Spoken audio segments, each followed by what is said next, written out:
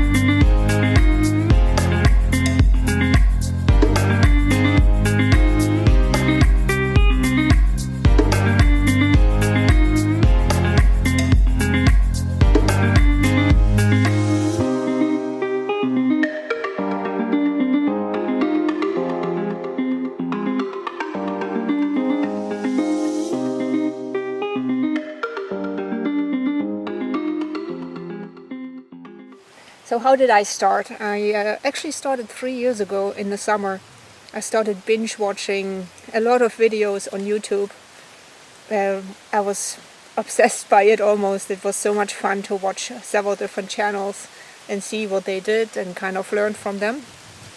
And I couldn't wait for the winter to start. And so once the winter kind of started, I was looking for people to join me. And I had a few people that were interested, but none really pulled through. And that is something to keep in mind as well, that maybe you will be the only one who's going in the end, which is fine, because you're going to be prepared for sure. But not everyone enjoys it. I think people have a great idea of having this adventure in the winter, but then actually doing it takes a lot of extra courage, maybe. Either way, you'll be fine. Even alone, it's a lot of fun. But the first and most important thing is the gear, and that's what I want to talk to you the most about today. There are 3 different important aspects of the gear, aside from the clothing, which I will not cover here today. But for your sleep system, there are 3 different aspects that really need to be considered well, and you have to get the right gear for it. And that's the tent, the mattress, and the sleeping bag. And if you fail on any of them, you truly could face cold nights, hypothermia. And so it's very important that you pick the right gear, or you're prepared to get out, basically.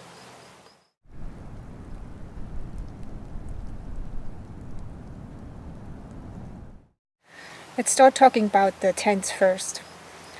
So you might already have a 3-season tent that you've used in the past, and hopefully you trust in a lot of weather already. But it may not work really well for the winter, and this is why. The rainflies are usually very high off the ground to give you more ventilation during the summer. So the tent stays cool and dry. But in the winter it's actually a problem because the snow drifts right into these openings. And it could even drift into the inner tent if you have mesh anywhere. And so the first thing you can do if you are using a tent like this is to pile snow all around the edge of your rainfly. Hopefully you have some ventilation higher up so you don't suffocate. I don't think that could happen, but My tent has ventilation on the top, and when I first used it in the winter, I actually piled snow all around the bottom to keep the drift from going into the tent. If it's very dry snow, that might be a little bit more difficult because that stuff doesn't really stick well.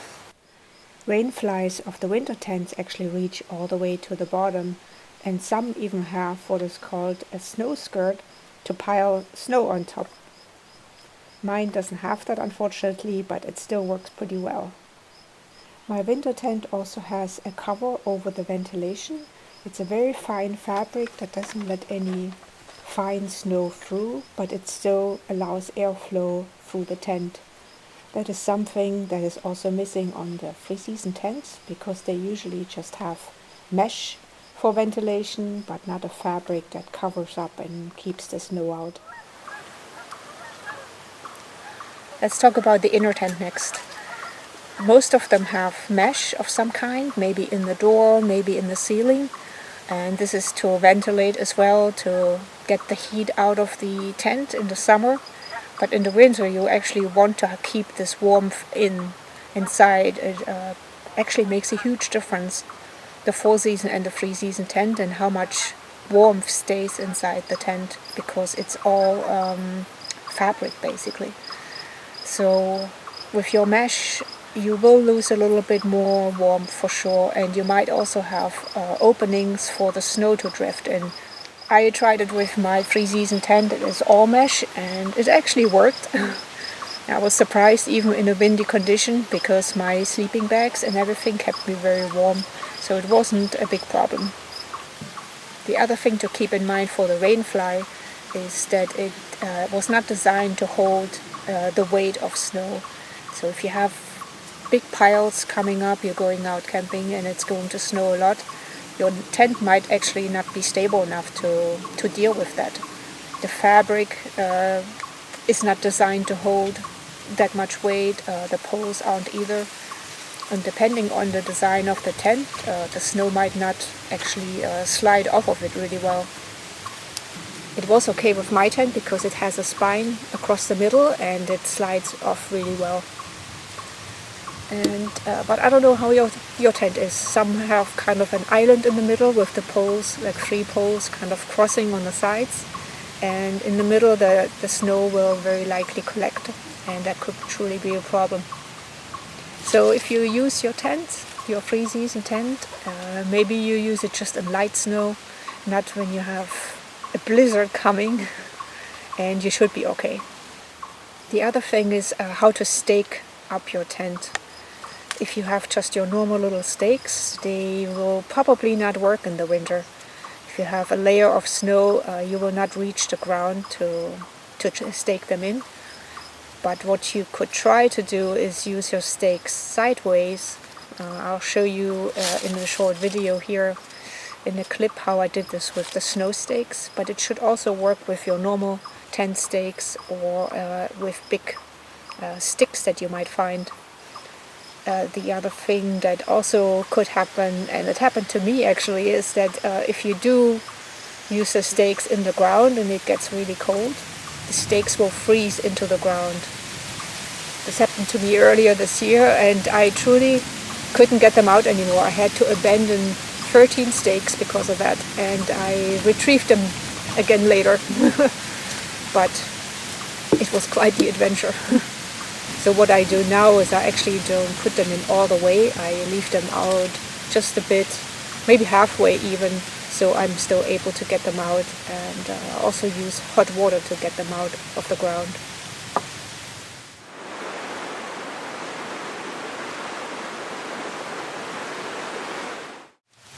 Let's talk about the mattresses next. Those are super important to keep you warm, because the ground gets very cold, or even the snow if you sleep directly on the snow, and it will suck the warmth right out of your body no matter what sleeping bags you have. It's super important to get good insulation from the ground. And if you don't have a winter mattress yet, you can actually double up 2 mattresses. I used in the past I used a normal 3-season mattress, a self-inflating mattress before, even with insulation material from construction. I don't remember exactly what it was. It was bizarre, but it rolled up. Was as thin maybe as a thick yoga mat, and it worked. I put that at the bottom and the mattress on the top, and that worked fine. What I show you here in the system that I currently own is a super cheap mattress that just came from Canadian Tire up here in Canada, but it might be also like a Target or even a Walmart. It's a closed foam cell mattress, kind of a spongy mattress. And it's huge, but you can put that below as the first layer, and then you can use your 3-season mattress on the top. Mine is actually also a Therm-a-rest, considered a winter mattress, but it's not nearly as warm as my other one. The warmth of a mattress is measured with an R value, which is insulative value, and the higher the number, the warmer the mattress is. So it's basically the warmth that kind of reflects back at you. And so you keep in mind what number you have. In most outdoor places, these numbers are written on the mattress. If you go to maybe a Walmart or so, you will not have this number anywhere, I don't think. The two mattresses that I showed you here today, so the blue one I have no value for because it just came from a store, just a normal store, and it was very cheap. But the two Therm-a-rest have numbers. They were both considered winter mattresses. But the Neo Air, the gray one here, it has a value of 5.7, and it's truly warm. Even on the snow you can feel the warmth reflect right back at you. And the other one is 3.7. The number is a lot lower, and honestly I don't know if I would trust it by itself in the winter. That's why I would suggest putting something else underneath it. You can also rent mattresses in most outdoor gear stores, in the Mac and the REI. I'm not sure exactly, but there will be places for you to rent your gear as well. But the most important part is that you test your gear first, please. I will repeat this over and over again. For the tent, for the mattress, and when we talk about the sleeping bag as well.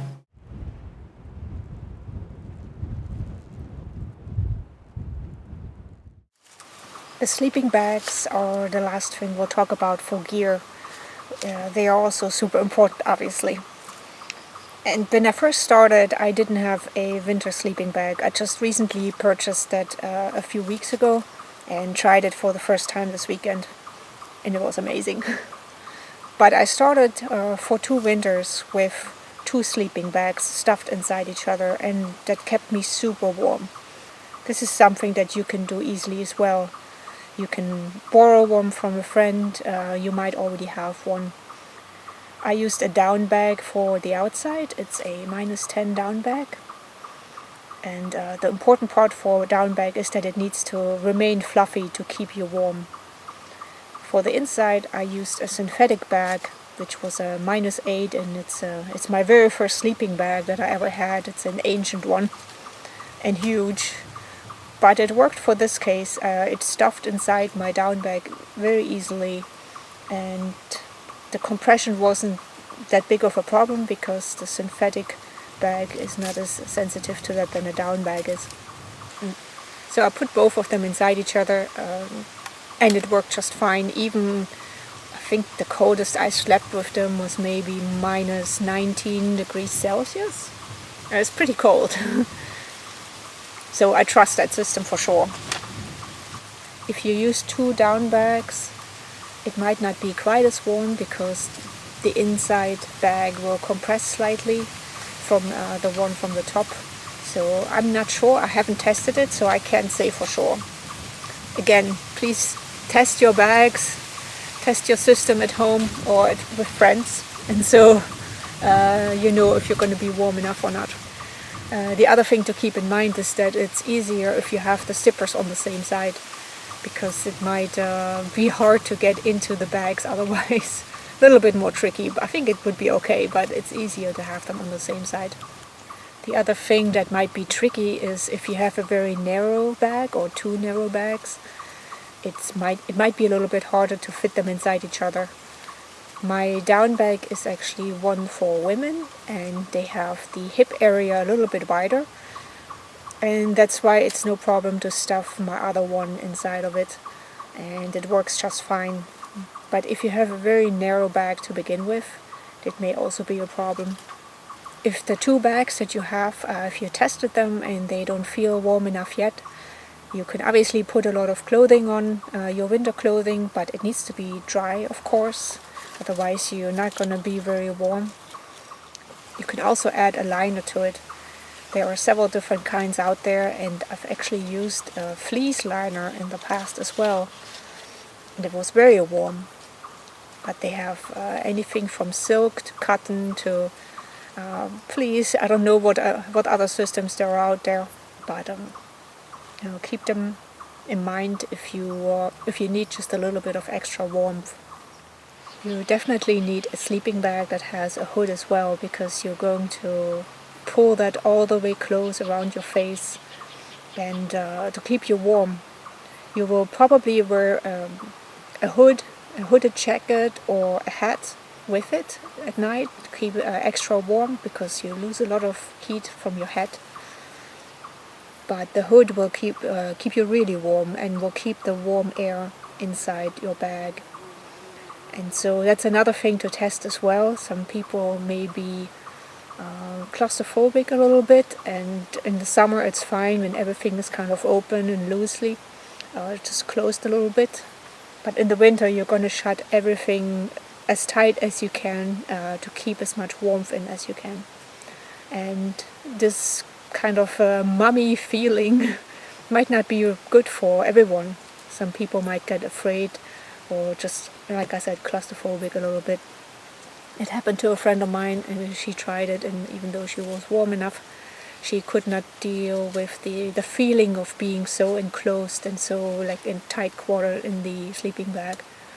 But we tried it at home, at my place first, and she could just get out and go inside the apartment, and that was all good. But if we had done that somewhere out in nature in the middle of nowhere, then she would have had no place to go. So that's another good reason for you to test your gear, not just if it's warm enough, but also if you are comfortable with the system, because it's very different from the summer. It's definitely a lot more to it. And just like the mattresses, you can also rent a winter sleeping bag as well, so you can try it out or you can take it on a trip. The winter sleeping bag has a lot more down in it, and also higher quality down to keep you warm at night. It's very fluffy and tall, and you usually don't need much else with it. And it has another collar inside of it to keep the warm air in, and it actually closes with a separate drawstring there, as you can see right now. And that is to keep the warm air in around your neck. And here you just see them side by side, and you can see how much taller the winter sleeping bag is on the right compared to my two bags on the left side.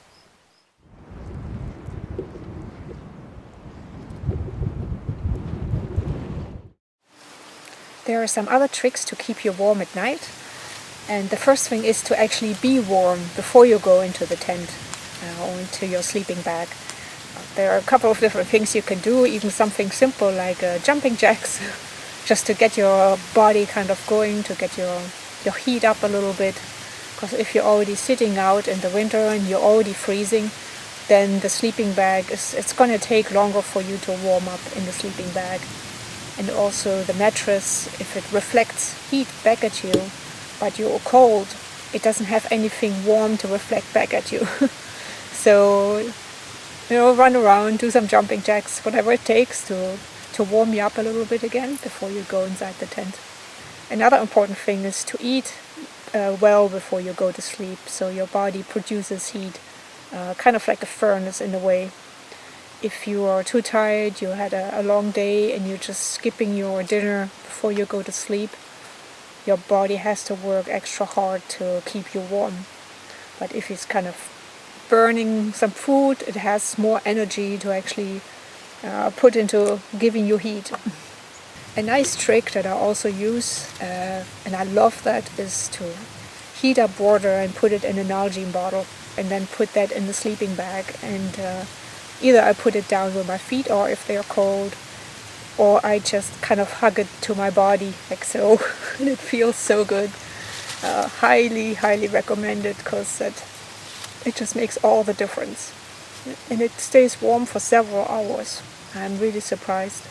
Sometimes I start this bottle at maybe 8 o'clock or 9 o'clock in the evening, and at 4 o'clock in the morning it's still warm. So that gives you a lot of extra heat that you might not have otherwise. You could also use foot warmers and hand warmers to put into your socks, or even in pockets in your clothing to keep you warm. I haven't tried this yet. I usually put 2 socks on and then put the foot warmer in between, and that works pretty well. I think it might be too warm if you put it directly on the skin. And speaking of socks, also very important, warm, dry wool socks that you only use for your sleeping bag. Maybe you went skiing or you hiked around all day, and your socks that you wore all day, they're going to have some moisture for sure.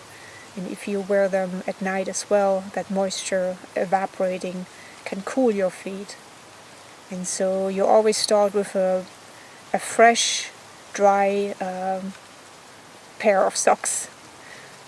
Wool socks would be great, something super warm that you only use for the sleeping bag, and then in the morning you switch back to your other socks or to a new pair of dry socks. Of course, you can also wear a different kind of clothing while you're sleeping. Layering is important in the winter, no matter what, while you sleep, and also during normal activities. So you can take off layers or put layers on, and depending on what your needs are. And usually in the deep of winter I have maybe 3 or 4 layers at least. I have a kind of a tank top at the bottom, and then a long sleeve normal shirt, kind of like this here. And then I have an insulated warm long sleeve on top of that has a hood, and I use the hood as well at night. And then I'll wear a fleece jacket on top of that, and use the hood of the fleece jacket too. And you can put even another down jacket, a small down jacket on top of that if your sleeping bags aren't warm enough. But for me that's plenty of warmth, and last night when I tried my winter bag for the first time, the fleece jacket was even too warm, and so I just slept just like with this shirt here. And even that was pretty warm. But yeah, layering, also for the legs you can use several different insulated kind of pants, or if you have a fleece pants or something, just keep in mind the layering for you. Also no wet clothes, of course, like I said for the socks already.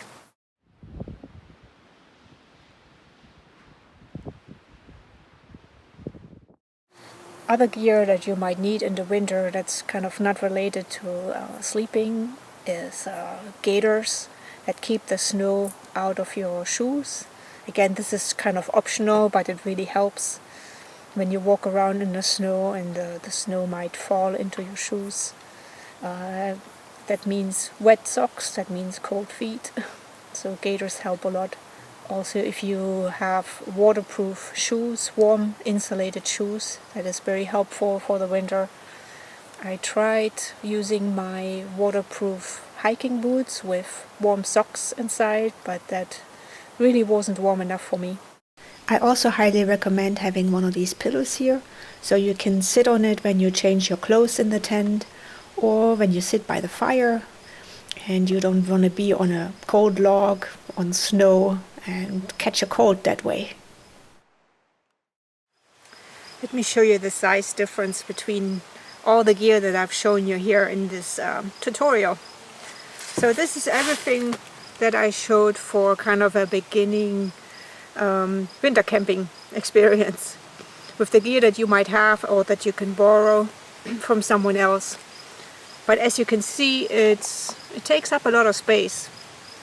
If you have a foam mattress, those are huge, of course, but they will give you pretty good insulation from the ground. And then the two sleeping bags here, the synthetic bag, that's the -8, and the down bag is the -10. But both of them combined take up a lot of space.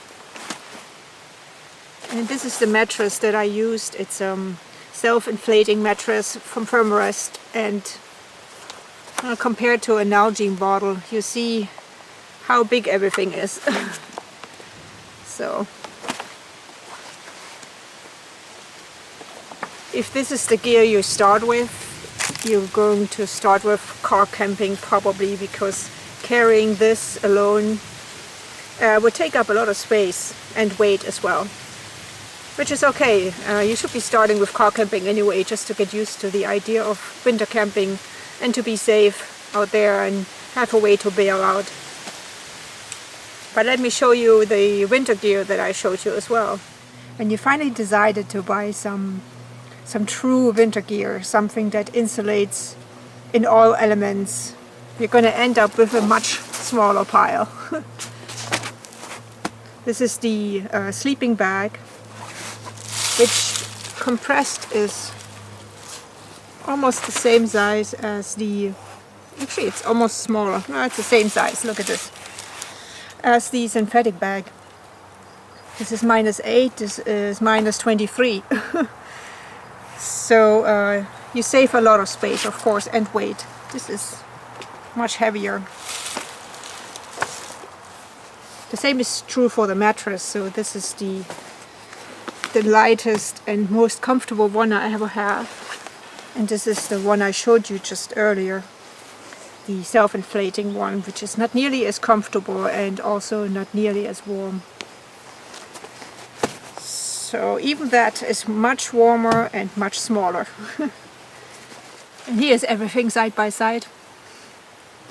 It's definitely a difference, but to make this jump to buy the expensive winter gear is really truly a commitment. And that's why I created this video, so you can try it out with gear that you already have. Something like this, it'll take more space, but it will still keep you warm, so you can have this experience. And once you are committed and you really love it, and maybe you can start saving up for a better sleeping bag, these mattresses, and the tent as well. But you can get by without it when you first start. You have to be a little bit more careful. Like I said, please test your gear first. It's the most important part. Test it to make sure that you're comfortable and that your gear is warm enough. And since you're going to use a lot more gear, you're going to probably need a bigger backpack or multiple bags. Just keep that in mind. It's going to take longer to pack everything, to organize everything, and you will end up with a lot of gear just to keep you warm.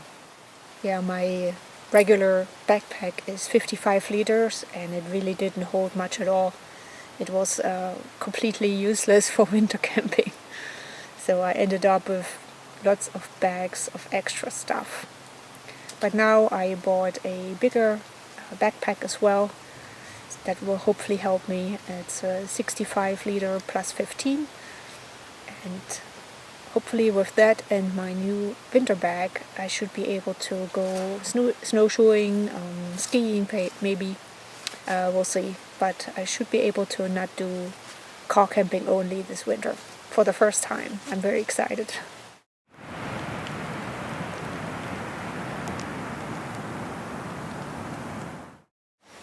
This is a beautiful fall day here in the Adirondacks, and clear skies, and it's wonderful. But keep in mind, in the winter, when you have clear skies, a beautiful sunny day, That also means that the night is going to be extra cold. And so keep that in mind. If you're warm enough with your gear after you tested it, it's no big deal. But if you're not sure, maybe you start with a kind of overcast, light snow kind of experience, which is actually a lot of fun because you get to see the snowfall on your tent. You actually have this experience of being in the winter and seeing snow around you and snow falling, and it's magical. It also means that the nights are not as cold as on a clear winter night. Up here in the north, in Canada or even Northern America, the winters in January and February get super cold. And if you're trying this for the very first time, those 2 months might not be the best time to start with. If you can, it would be good to start maybe in December, late November or December, when the first snow falls and you have this feeling of being in the winter already, but it's not as cold yet. Or late in the winter, maybe in March or so, when there's still snowfall but the mornings are already warmer and the sun is starting to warm up your tent. It still feels like winter camping, but it's not quite as cold. The first time I went was in March 2 years ago, and it was still wonderful. But I was able to eat outside, have breakfast on a table like this here. It was wonderful.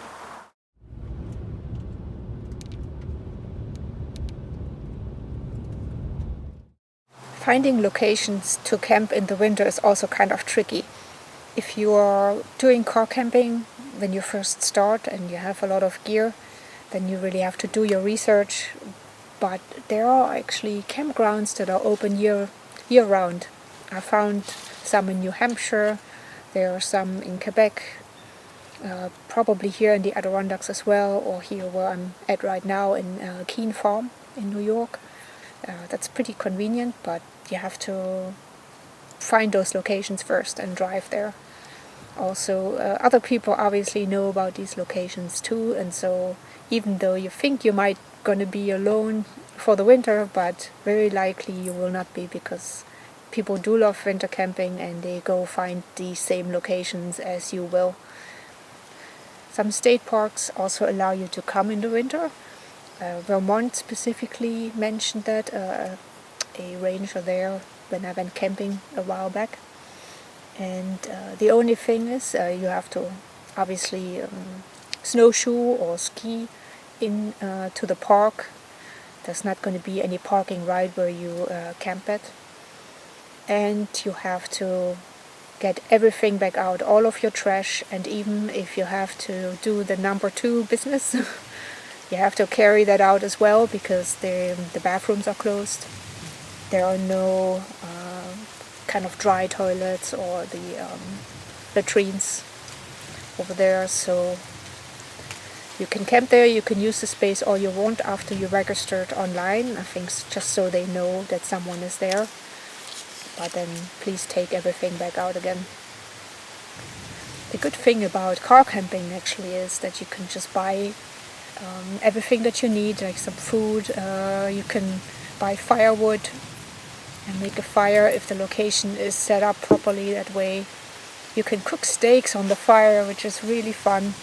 So that's kind of a positive side of car camping. And some locations actually require you to have at least 2 people. I know for Quebec, this is true for these parks that they have there. They're just for safety reasons, so there's someone else there with you. Since I'm going by myself pretty much all of the time, that doesn't really work for me, so I have to find locations where I can go by myself. If you are going car camping, but specifically also if you're camping out in the wilderness somewhere, you definitely will need some snowshoes or some skis possibly, but most likely snowshoes to get to the location, because the snow can be very deep, obviously, in places, especially in the woods. So you also need a way to trample down the snow when you pitch your tent, because you need kind of an even space to sleep on. I always do that with my feet and it takes a long time. I don't have snowshoes yet, but I'm going to rent some this year. Also keep in mind that in the winter the sun goes down much quicker than in the summer months, of course. And so the days are very short and you have much less time to get to your location. So yes, there's a lot to think about when you start with winter camping. It's a lot to cover, a lot of extra gear that you need. I repeat it again, please test your gear first, test your tent if you're using a 3-season tent, even the winter tent. Test your mattresses and your sleeping bag system, and just do that even in the city. I tested my gear 3 or 4 times actually over the last couple of years on my backpack at home, and it was a lot of fun. I stayed there a couple of nights, even a whole weekend. And after you successfully tested your gear in the winter, you can say you've already done some winter camping.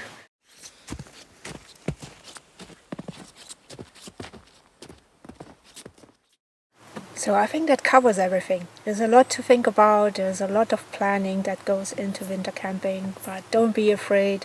It really isn't that bad, and in the end it's so much fun to wake up and you open your tent and you see the white snow out there and you have the complete quiet and very likely no people around, depending on where you camp.